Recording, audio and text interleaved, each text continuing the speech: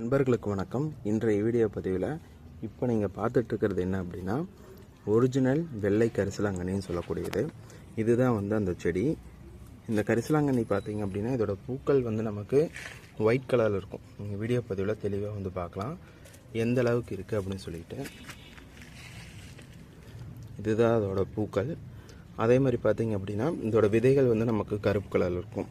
இது நமக்கு முடி சார்ந்த பிரச்சனைகள், முடி ரொம்ப ஒயிட்டாக இருக்குது அப்படின்னா நம்ம இதை எண்ணெயில் போட்டு காய்ச்சி நம்ம பயன்படுத்துவோம். முடி நல்லா வளர்ச்சியாக இருக்கும். அதே மாதிரி பார்த்திங்கன்னா இது கீரையாக கூட பொரியல் பண்ணி நமக்கு சாப்பிடலாம். இது நம்ம தலைக்கு போடுறதுனால மலரின் சத்துக்கள் நமக்கு முழுமையாக கிடைக்குங்க. இதுதான் ஒரிஜினல் கரிசலாங்கண்ணி.